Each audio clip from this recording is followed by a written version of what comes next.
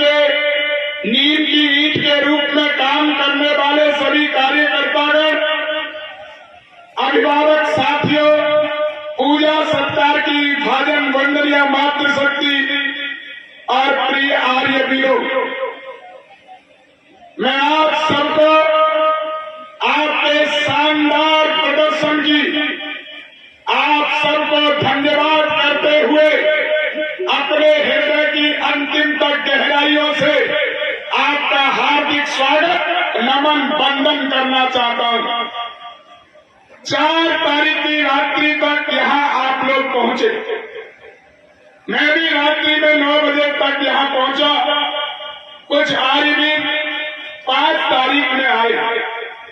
हमारे मुख्य अतिथि माननीय यादव जी, मंत्री जी, उनको मैं स्मरण कराना चाहता हूं कि पहला दिन निकल गया रजिस्ट्रेशन में। कोई दिन ऐसा नहीं है जिस दिन प्रातः और शायद वर्षा नहीं हुई हो, लेकिन सभी शिक्षकों के अथक प्रयास से, कार्यकर्ताओं के उत्साह से, आर्य वीरों की त्याग तपस्या से इन्होंने ये जो सीखा है, कल का दिन इनका परीक्षा में निकला। प्रातःकाल बौद्धिक परीक्षा हुई, सायंकाल शारीरिक परीक्षा हुई। आज का दिन इनका प्रदर्शन में केवल 3 दिन इनको सीखने को मिले। और आदरणीय मंत्री जी, ये किसी स्कूल संस्था के बच्चे नहीं है कि कहीं से उठा करके पहले प्रशिक्षण देकर के यहाँ खड़े कर दिए जाए। ये पूरे जनपद संबल के 23 स्थानों से 126 आर्य भी उपस्थित हैं, 40 स्थानों से। और ये आर्य भी, इनके अभिभावक यहाँ बैठे, इनको भी ये नहीं पता होगा आज से पहले कि मेरे बेटे के अंदर ये प्रतिभाएं छिपी हुई थी, जिसने आर्य वीर दल ने इन प्रतिभाओं का निखार किया। आदरणीय मंत्री जी और महानुभावों, मैं थोड़ी देर अपनी केवल 2-3 बात कहकर के पीछे हटना चाहता हूं। सबसे पहले मैं बात कहना चाहता हूं उन अभिभावकों से, उनका आर्य वीर दल उत्तर प्रदेश की ओर से हार्दिक स्वागत करता हूं। इन्होंने अपने पुत्रों को आर्य वीर दल को दे करके इन प्रतिभाओं का राष्ट्र के लिए निखार करने के लिए अपने मोह को छोड़ दिया। मैं अच्छी तरीके से जानता हूं रामायण के इतिहास को। राजा दशरथ ने, मंत्री जी, विश्वामित्र जब आए शस्त्र और शास्त्र सिखाने के लिए और राम और लक्ष्मण को मांगा, आर्य राजा, चक्रवर्ती राजा दशरथ ने दोनों पुत्र देने के लिए मना कर दिया था, पुत्र मोह में। लेकिन वो भी हमारे कार्यकर्ताओं की तरह, यशपाल जी शास्त्री की तरह घुटने टेक दिए, बोले राजा, ये तुझे अभिमान है कि ये बच्चे तेरे हैं, ये राष्ट्र की संपत्ति है, इसलिए इनको मैं जरूर लेकर के जाऊंगा। गुरु वशिष्ठ को बुला करके और कहा, राजन को फटकारो, ये बच्चों को अपने बच्चे समझ रहा, ये राष्ट्र के बच्चे, इनका निर्माण करूंगा ही। और दोनों राम और लक्ष्मण को लेकर के जंगल में, जैसे यहाँ गुरुकुलीय वातावरण में ये बच्चे रखे गए, विश्वामित्र ने शस्त्र और शास्त्र सिखाए। और उसकी परिणति क्या थी, उसका परिणाम क्या हुआ? यदि राम और लक्ष्मण ऋषि विश्वामित्र के साथ जंगल में तप नहीं करते तो केवल राजा राम कहलाते, केवल श्री राम कहते, राजा राम कहते। लेकिन राम और लक्ष्मण ने गुरु के पावन सानिध्य में जंगल में रह करके घोर तप किया, तो वो संसार में मर्यादा पुरुषोत्तम श्री राम के नाम की। मैं उन सभी अभिभावकों को नमन करता हूं। आर्य वीर दल के तमाम 3500 अधिकारियों की ओर से ये आपने अपने बच्चों को दिया। अब मैं आर्यवीरों आपसे एक बात कहना चाहता हूं कि मंच से कहकर के पीछे हटे। मैं जानता हूं मंत्री जी बहुत व्यस्त हैं, मैं तो बीच में ही शिक्षक जी से कह रहा था कि आधे कार्यक्रम कराओ, लेकिन मंत्री जी का धन्यवाद ज्ञापित करूंगा। उन्होंने कहा कार्यक्रम मत रोको, पूरे कार्यक्रम होने दो। आर्यवीरों में एक बात कह करके आपसे बहुत सारी बातें की गई है, प्रतिज्ञा आपने की है। आज आप सब नए आर्यवीर हैं, आपको आर्यवीर की उपाधि से विभूषित भी किया गया। लेकिन एक दीक्षांत था का संदेश देना चाहता हूं। दीक्षांत था जैसे अब हो रहा है, विज्ञान सभा के बड़े बड़े प्रोफेसर बैठे थे, जैसे यहाँ पर प्रोफेसर डॉक्टर अरविंद जी बैठे, इन्होंने कविता पाठ किया था।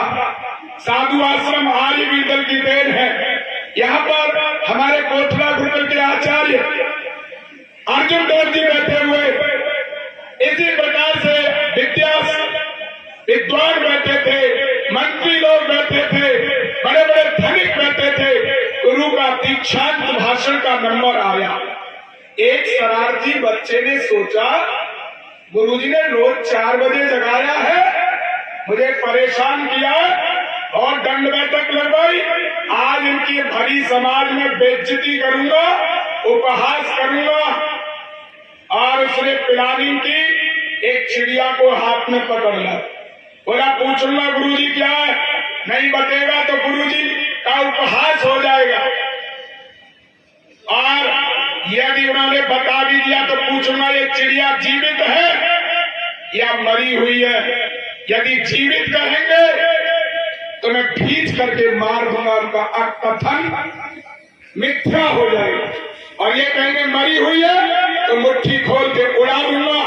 हर प्रकार से उनकी बेइज्जती करनी है। ऐसा ही विचार करके सभा में बैठ गया। जैसे ही गुरुजी का दीक्षांत भाषण का नंबर आया, गुरुजी ने कहा, एक उस बच्चे ने जैसे ही प्रारंभ किया गुरुजी ने अपना प्रवचन, बच्चे ने हाथ खड़ा किया।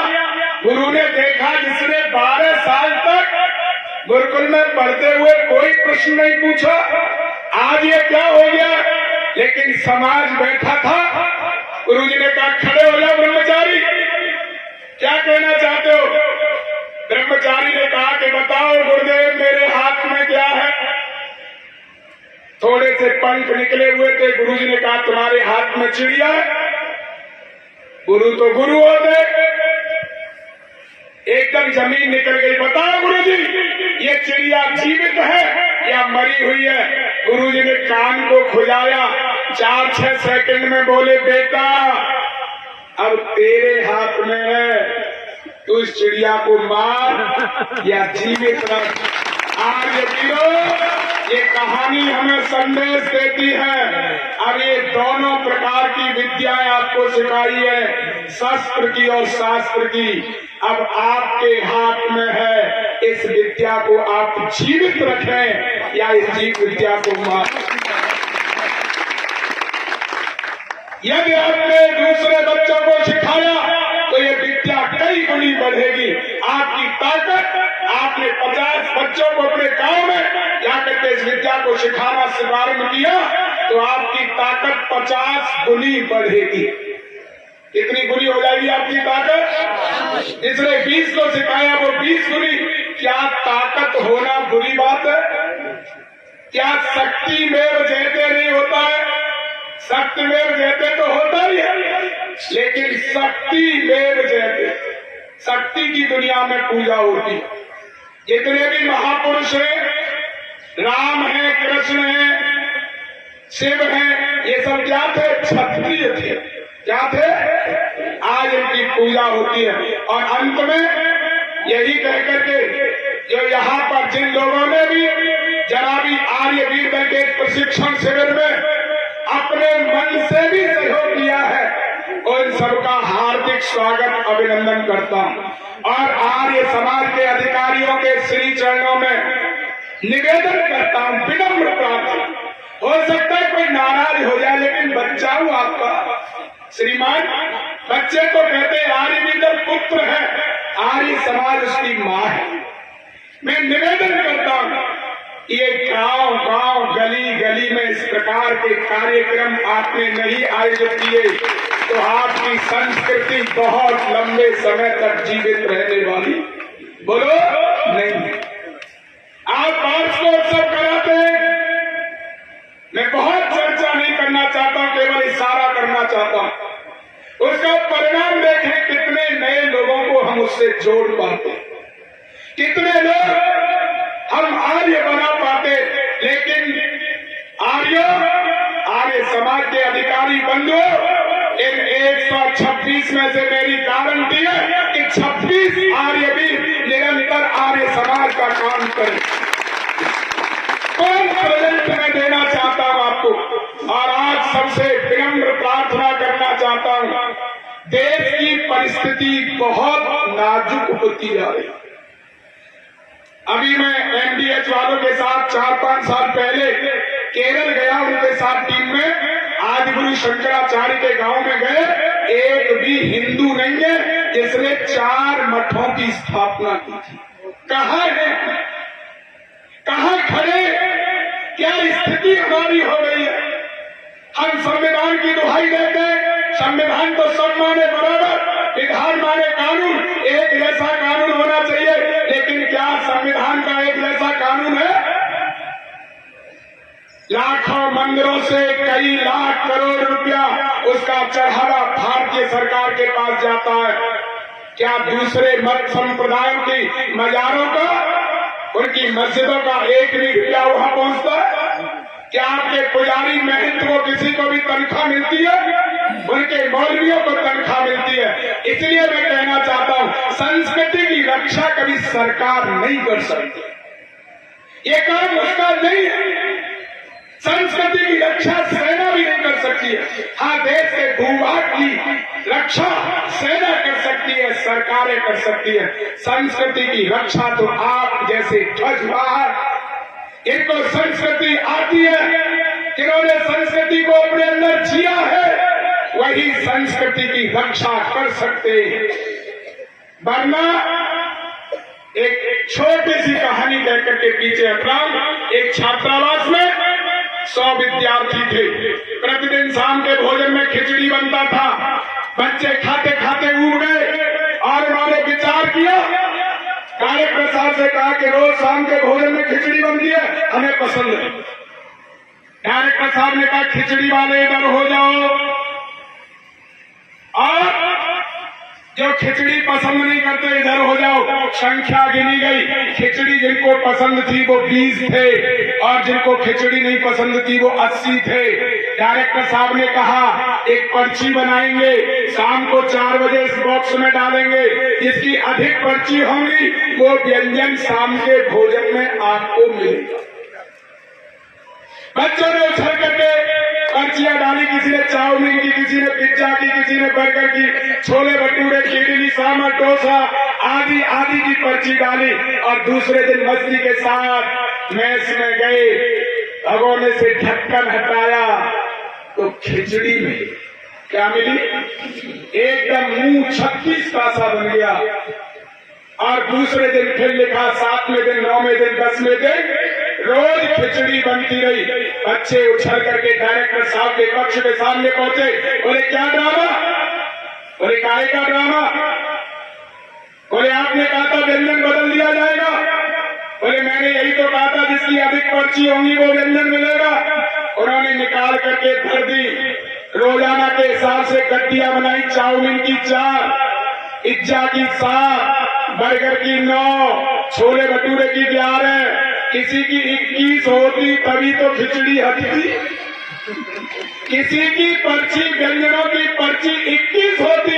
ये हंसने की बात नहीं बंधुओं, 80 लोगों पर 20 लोगों का से खाना नहीं बदलवाया।